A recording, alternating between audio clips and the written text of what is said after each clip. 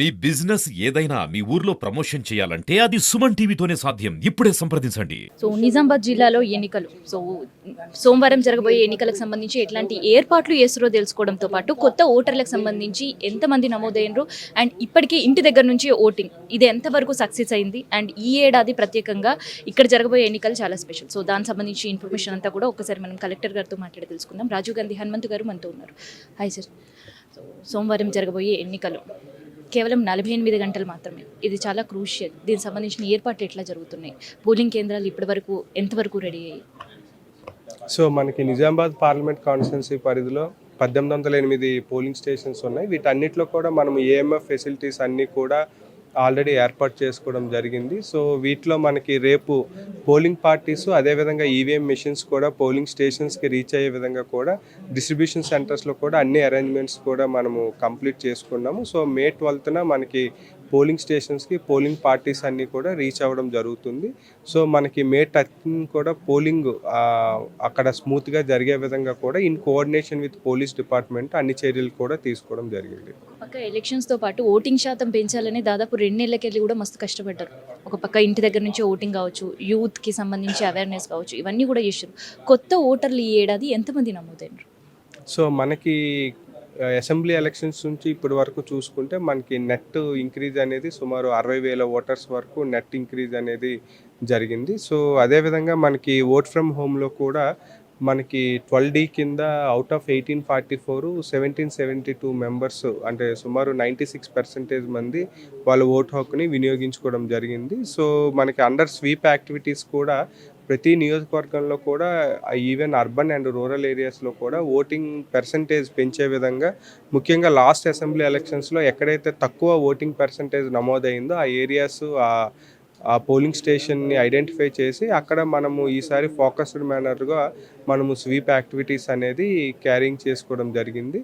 So ఈసారి మనకి summer నేపథ్యంలో కూడా పోలింగ్ స్టేషన్ పరిధిలో కొన్ని సౌకర్యాలు అంటే ఖచ్చితంగా షేడ్ ఉండే విధంగా డ్రింకింగ్ వాటర్ని ప్రొవైడ్ చేసే విధంగా ఇఫ్ పాసిబుల్ కూలర్స్ని కూడా ప్రొవైడ్ చేసే విధంగా ఈసారి మనం ఏర్పాట్లు చేసుకుంటున్నాము.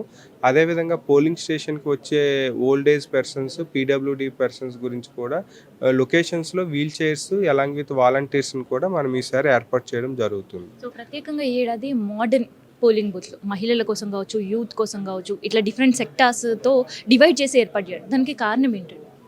సో మనకి ఇనీషియల్గా మనకి మోడల్ పోలింగ్ స్టేషన్స్ అనేవి ఉండేవి. సో ప్రతి అసెంబ్లీ సెగ్మెంట్లో 5 మోడల్ పోలింగ్ స్టేషన్స్ని ఏర్పాటు చేసుకోవడం జరిగింది.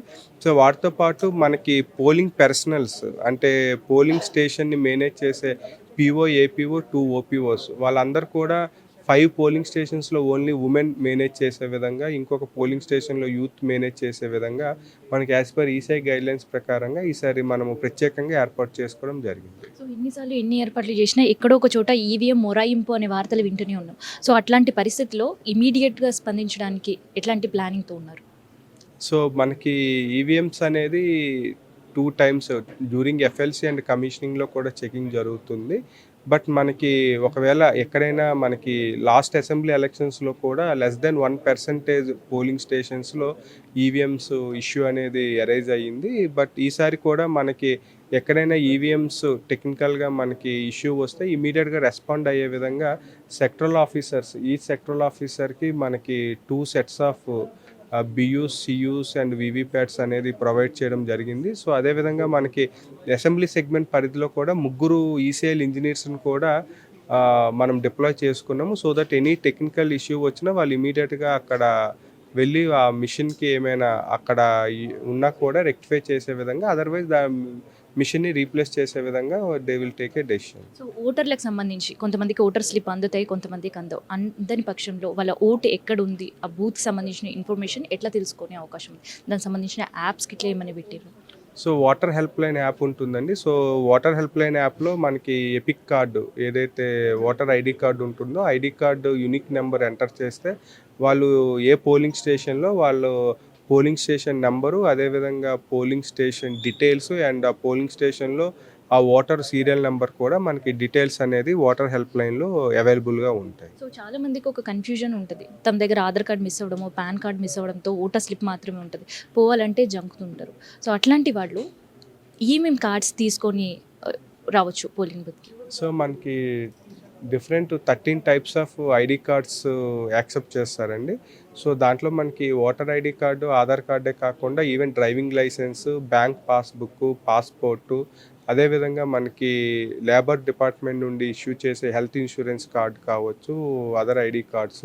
సో అదేవిధంగా ఫుడ్ సెక్యూరిటీ కార్డు. సో ఈ కార్డ్స్ అనేది ఏదైనా తీసుకొని వెళ్ళినా కూడా మనకి దాన్ని ఐడి కార్డుగా ట్రీట్ చేయడం జరుగుతుంది. ఈవెన్ ఎన్ఆర్ఈజీఎస్ జాబ్ కార్డు కూడా మనకి ఐడి కార్డుగానే ట్రీట్ చేయడం జరుగుతుంది కాబట్టి so not only epic card, any ID proof is sufficient. So ఓటర్లకు ఫైనల్గా ఏం విజ్ఞప్తి చేస్తున్నారు? ఎందుకంటే ఒక పక్క ఎండలు, ఇంకోవైపు వరుస సెలవులతో ఒక జాలీడే మూడ్కి వెళ్ళే సిచ్యువేషన్స్ కూడా ఉంటాయి.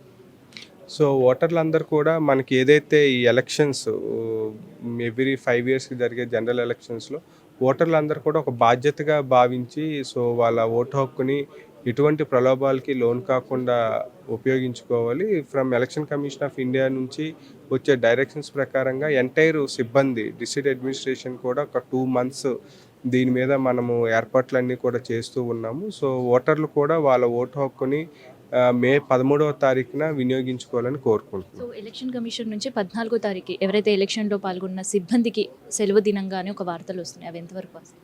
అంటే స్పెషల్ క్యాజువల్ లీవ్ అండి. మనం ఇప్పుడు సమ్మర్ హాలిడేస్లో పీఓ, ఏపీఓ, ఓపీఓస్ అందరు కూడా మోస్ట్లీ మనము ఎడ్యుకేషన్ డిపార్ట్మెంటే యూజ్ చేసుకోవడం జరిగింది. సో వాళ్ళందరూ కూడా ఆల్రెడీ హాలిడేసే ఉన్నాయి. In case any other department ఉంటే వాళ్ళకి స్పెషల్ క్యాజువల్ లీవ్ కింద ఉంటుంది.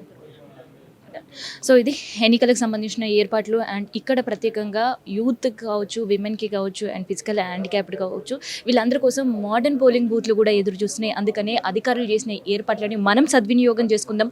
సోమవారం రోజు మన ఓటు హక్కును వినియోగించుకుందాం. అండ్ ప్రత్యేకంగా యూత్ కోసం ఏర్పాటు చేసిన పోలింగ్ బూత్లో సెల్ఫీ సంబంధించిన బూత్ కూడా ఏర్పాటు చేశారు. అందుకనే మన ఓటు మనం క్యాచ్ చేసుకొని సెల్ఫీ దిగి మిగతా వాళ్ళని కూడా ఓటు వేసేటట్టు కూడా మనం ప్రచారం మనవంతుగా చేద్దాం. సో ఇది నిజామాబాద్ జిల్లా కలెక్టర్కి సంబంధించిన ఏర్పాట్లు అండ్ ఇక్కడ జరగబోయే ఎన్నికలకు సంబంధించిన ఏర్పాట్లకి ఇన్ఫర్మేషన్. కెమెరా పర్సన్ శివతో నేను మీ కావ్య, సుమన్ టీవీ, నిజామాబాద్ నుండి.